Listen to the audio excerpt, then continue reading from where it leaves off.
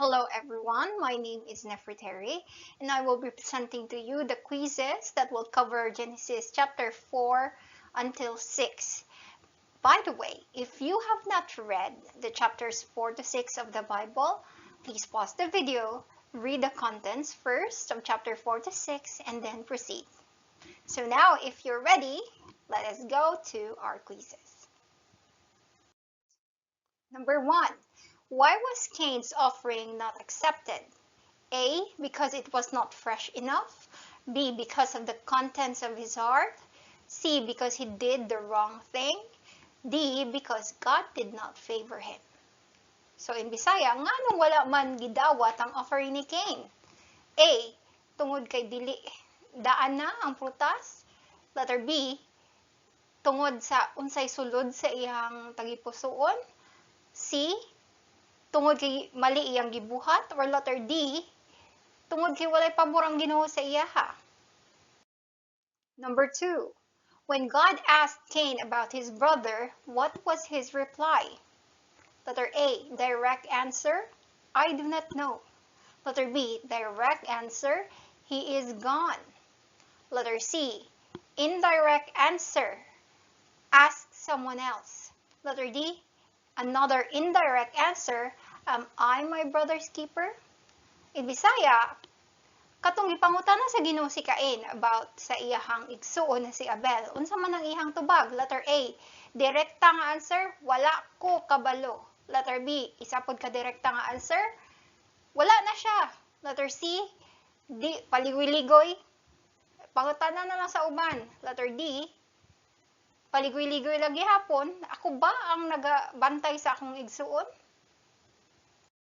Number 3. When Cain was cast away from the Lord's presence, God still protected him. What was the retribution to anyone who would kill him? A. The curse of Cain would be transferred to him. Letter B. Farming would be hard for him. Letter C. The killer would be killed.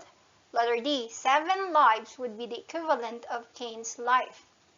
Katong si Cain gipalayas na gikan sa presence sa Ginoo, God still protected him. Giprotektahan na gihapon siya. Pero unsay cambio or unsay balos kung patyon si Cain? Letter A.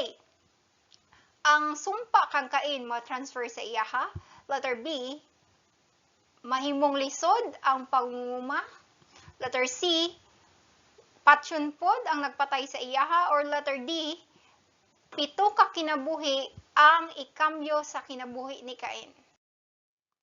Number 4. Who was the first man recorded in the Bible to have 2 wives? He was also the second to be recorded as the murderer. Letter A, Cain. Letter B, Lamech. Letter C, Enoch. Letter D, Mehujael. Kinsa ang na-record sa Bible nga pinakauna nga tao nga nagkaduha ka asawa? Siya pod ang ikaduha pod nga na-record nga nagpatay sa isig katao niya. Letter A, si Cain. Letter B, si Lamech. Letter C, si Enoch. Or letter D, si Mehujael. Number 5. Why was the third son of Adam and Eve called Seth? A, to replace Abel, whom Cain killed. Letter B, as a gift. Letter C, to continue the line of Adam. D, to be the father of the faithful.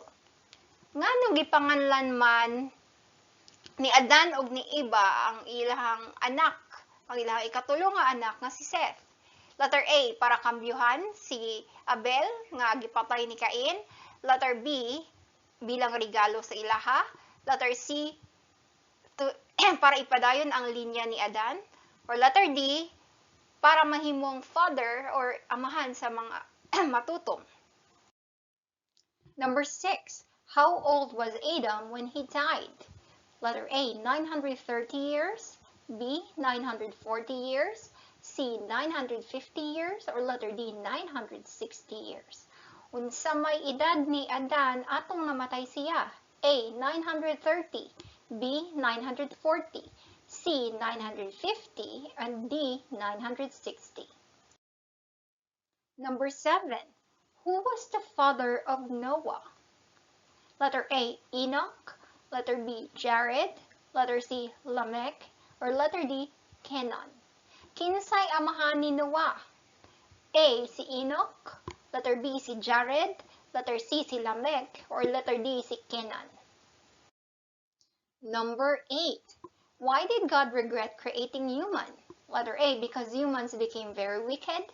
Letter B, because humans became very disobedient. Letter C, because humans no longer abide in His presence. Or letter D, because humans no longer praise God. Nganong nagmahay ang Ginoo nga nagitugan niya ang tao? Letter A, tungod kani mong grabe na pintas sa mga tao.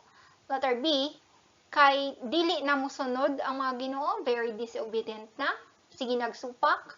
Letter C, tungod kay dili naman moadto sa Ginoo ang mga tao. Or letter D, tungod kay wala na ginadayeg sa mga tao ang Ginoo. Number 9. On whose line did Noah come from? A, Seth. B, Abel. C, Cain. Letter D, it was not mentioned or unknown. In Bisaya, kang kinsang linya nagikan si Noah? Letter A, kang Seth. Letter B, kang Abel. Letter C, kang Cain. Or letter D, wala gisulti. Number 10. How big was the ark that Noah made? Letter A, 450 feet wide, 70 feet long, and 45 feet high. Letter B, 75 feet wide, 450 feet long, and 45 feet high. Letter C, 75 feet wide, 500 feet long, and 50 feet high. Letter D, 500 feet wide, 70 feet long, and 50 feet high. Before you proceed with the answer, I'll give you time to imagine the size of the ark. In Bisaya, sa mga kadako ang arka gibuhat ni Noah?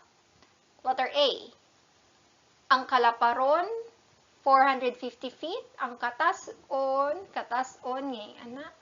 ang kataas 70 feet o ang taas nga ana 45 feet.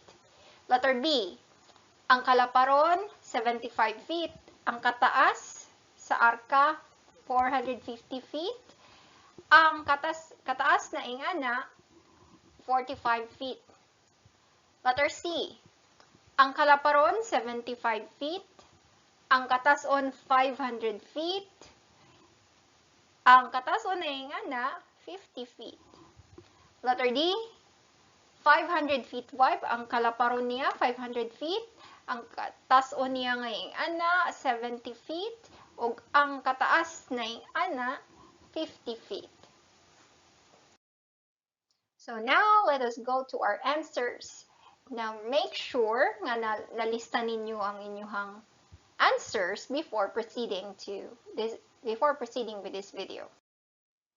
Number 1, answer. Why was Cain's offering not accepted? The answer is letter C, because he did the wrong thing. Mali iyang gibuhat jud. It was mentioned specifically in the Bible. Number 2, when God asked Cain about his brother, what was his reply? Nagpaligoy-ligoy yun siya. Ang answer niya is, am I my brother's keeper? A question answered with another question. Letter D.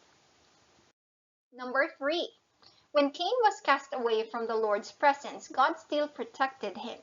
What was the retribution to anyone who would kill him? Unsay balo sa iya ha? Kung patyon si Cain? The answer is letter D. 7 ka kinabuhi or 7 lives would be the equivalent of Cain's life.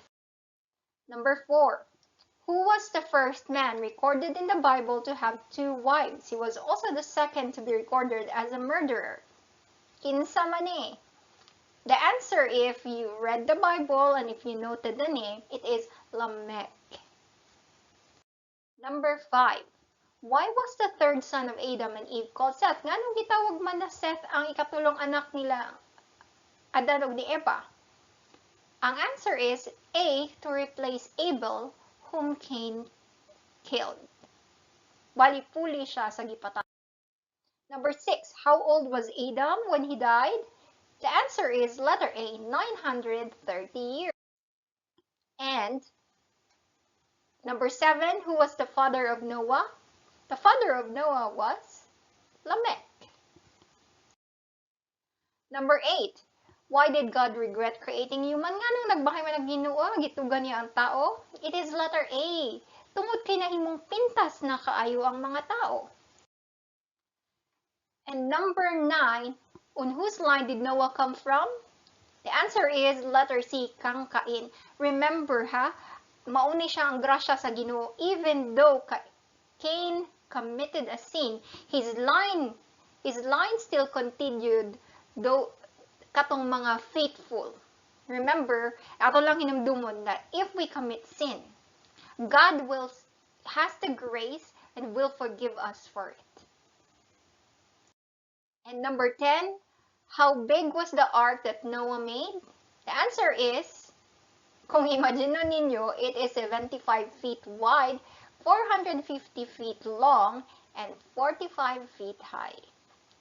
And that is it for our quiz for chapters 4 to 6. So, karon, thank you for joining me. Next, we will have Genesis chapter 7 to 9. So, I will see you again in our next quiz.